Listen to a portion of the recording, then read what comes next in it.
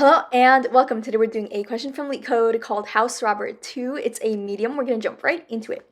You are a professional robber planning to rob houses along a street. Each house has a certain amount of money stashed. All houses at this place are arranged in a circle.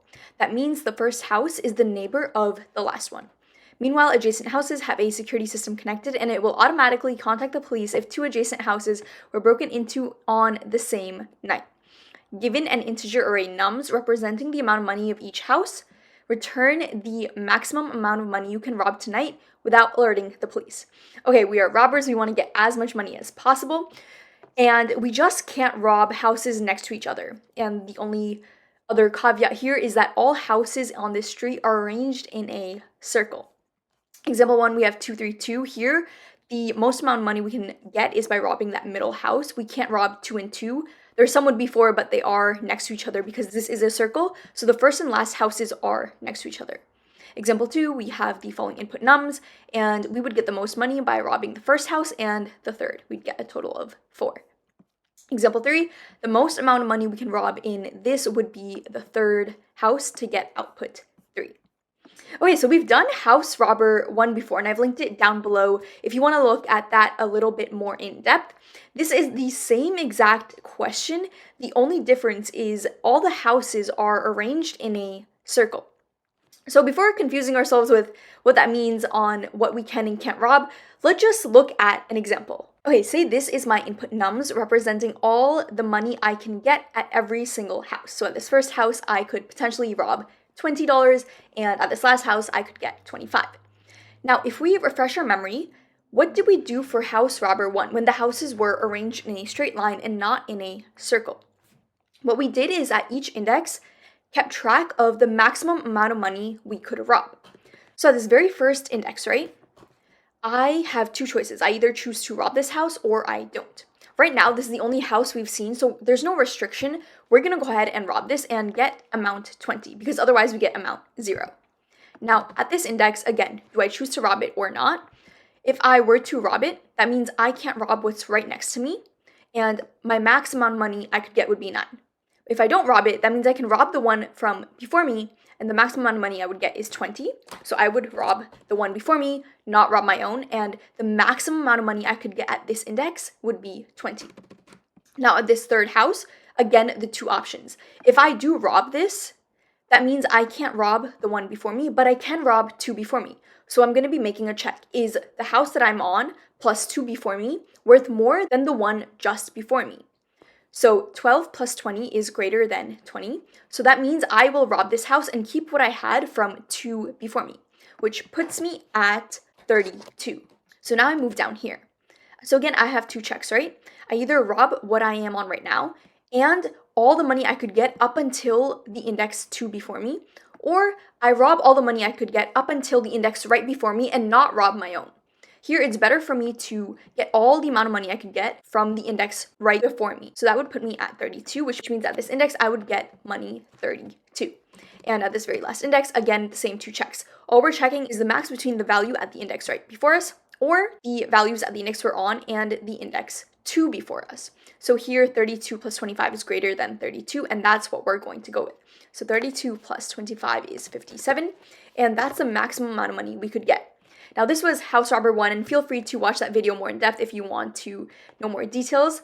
But now we are arranged in a circle, so that means we can't rob the first and last houses. And here, what we did is we robbed 25, 12, and 20, but we no longer can rob these two together. So instead, what we could do is actually just make 2 different inputs. If I want to rob this first house, I could just end my input array before I hit that last index. So this would be my input, and I would see what the maximum amount of money I could get from that is. And if not, if I want to check the other way, if I don't rob that first house and instead decide to rob that last index instead, I would just pass in an input with the first house removed. So what we're going to do is apply our original House Robber algorithm and just pass in 2 different inputs with either the first house removed or the last, just because we can only rob one or the other. And we're just going to return what we get from the max of both those inputs. So let's go ahead and code that up. Okay, to code this up, the very first thing I'm going to do is create a helper function. So def helper, and this is just going to return that original house robber algorithm and return what the maximum amount of money we can rob is. So self and nums. Now, again, we were looping through our entire input nums and just changing the values as we went, so we're going to do the same thing. So for I in range 1 to length of nums, and here we're going to start at 1 because the maximum amount of money we can get at index 0 is just what's already there, right? And at index 1, I would compare the max between my own value and the value before me. I can't go 2 before me because I'm only at index 1. So if I equals 1, I would just set nums of I to equal the max of what I have at the current index and what I have at nums of 0. So nums of 0. Else, I would set nums of I to be the max of nums of I plus nums of I minus 2, which means I would be getting the maximum amount of money I can get from all the houses up until 2 before me, and I would be robbing my own house. Otherwise, I would just take whatever I have from the 1 before me. So nums of I minus 1. And in the end, all we do is return whatever we have in that last index, because that will store the maximum amount of money we can get once we've seen all the houses up until that index. And at the last index, we've seen all the houses. So we would just return nums of minus 1, which returns the very last element in our array. So now we want to call our helper function with our 2 different inputs, right? This was that house robber algorithm. We just want to apply it with the 2 different inputs that we made. So we're going to return the max of those inputs. So return max of self.helper with that first house removed. So we're just going to be considering the second house up until the end. So that means nums of 1 till the end. And what we would get if we were to call self.helper on everything up until that last house. So up until that last house over here. Now there is one small caveat. What if we pass an array with just one element? So we just want an edge case for that. So if length of nums is equal to 1, we would just return that. That would be the max. So return nums of 0. So let's go ahead and run this code. And let's go and submit this. And it is accepted as well. So for space and time complexity, here we go through our input nums twice. So that's going to be O of n. Initially in our original house robber, we were just modifying that input and returning that. So there wasn't any extra space being used up, but here we are using extra space. And for time, it is O of n because we're going through our input nums twice. Now a little way to make this quicker, if you notice, we actually don't need an entire array to keep track of our numbers. We just need to keep track of 2 variables, the amount of money we would get from robbing the house right before us and the one to before us. So we can go ahead and modify this code a little bit. So let's just go ahead and do that. So to modify our code for that, what we're going to do is have house 0 represent the amount of money we could get from robbing 2 houses before us, and house 1. So house 1, and this is also going to equal 0, so I can also just write this to be this over here. Now we're going to iterate through our input num. So for num in nums, the maximum amount of money we could get at our current index, so cur house here, would be the max of robbing the one we are on, so num plus 2 before us, so that's going to be house 0, or just the one right before us. So that's going to be house 1. And now we want to shift what house 0 and house 1 are. So house 0, the one 2 before us, is going to equal house 1, and house 1 is going to equal current house. And we will just return current house. And we will be running through an example, so if this was a little bit complicated, we will do a full walkthrough to visualize this. And current house is not defined because this is like this. Okay, let's run this. Accepted and submit. And it's accepted as well. So before leaving, let's just run through a quick example. And here we modified our code. So our time is going to be O of n, but our space is now constant O of 1 because we're just keeping track of 2 variables. Now here we call this function with this input.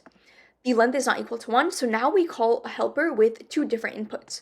So let's say this was input 1, and this equals 9 up until 25, like this.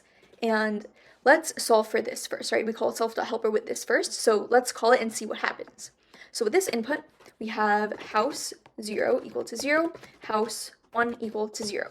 Now we loop through for num and nums, so this is the first number that we come across, which is 9. The max we could get from robbing the one we're on plus house 0, or just house 1. Both of these are 0, so the maximum we could get is number plus house 0, which is 9. So current house equals 9.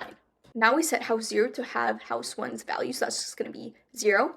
House 1 is going to have current house's value, which is 9. So now once we loop through again, we make the same check. So 12 plus 0, because there's, nothing 2 before us, versus what we would get from just house 1, so just 1 before us. The maximum would be to have 12, so this is going to be 12, and we would just shift these values down. House 0 holds what house 1 has, 9, and house 1 holds what house 12 has, which is 12. So now we move down again, and we're making the same checks, right? Number that we are on, the value we would get, so 3 plus what's in house 0, so 3 plus 9, versus what's in the one just before us. And both are same, so it would be 12, it doesn't really matter. So current house is now 12, house 1 is 12, and house 0 is also 12. We've just moved it all down. So now we move down once again, and we are at 25. We're back in this for loop. Current house is going to be the max of our number plus house 0 versus what's just in house 1. So 12 plus 25, that is 37. So current house is 37. We set house 0 to have house 1's input, which is 12, and house 1 has 37's input. In the end, all we do is return current house, so we return 37 for this helper function over here. So this first helper function gave us an output of 37. Now we do the same exact thing with our second array. So our input 2 was 20 up until 3, because we don't include that very last house. So we do the same thing again, house 0 equals 0, house 1 equals. Now we are looping through our numbers. So the first one we come across is 20. And here, of course, the maximum we could get in our current house is by robbing the one we are on. So that's going to be valued 20. Now house 0 will take house 1's value, which is 0. House 1 will take current house's value, which is 20. And we move down. So here we make a check. Do we want to rob the one we're on, or the one 2 before us? So that's going to be house 0. Or just the one right before us. So it's better for us to rob house 1. So current house is going to be 20. House 0 gets 20 because of this assignment right here. And then house 1 also gets current house, which is 20. And we move down. So this means at this point, the maximum amount of money we could have robbed is 20. So here we would make a check. Is it better for us to rob the number we are on and the money we would get from robbing everything up until the one right before us? So 20 plus 12, or robbing everything up until right before us, so that's just 20. It's better for us to do 20 plus 12, so that is going to be 32. So current is 32, and we set house 1 to be 20, and house 1 to be 32. So now we move down again, and here we make the same checks. So 3 plus 20 versus just 32. It's better for us to go with 32. That is what we set house 0 to and house 1 and our current house, and our second input would give us 32. Now the max between these two would be 37 by robbing 12 and 25. And if you have any questions at all, let me know down below. If you like this, give it a like and subscribe for even more content, and as always, I will see you in the next one.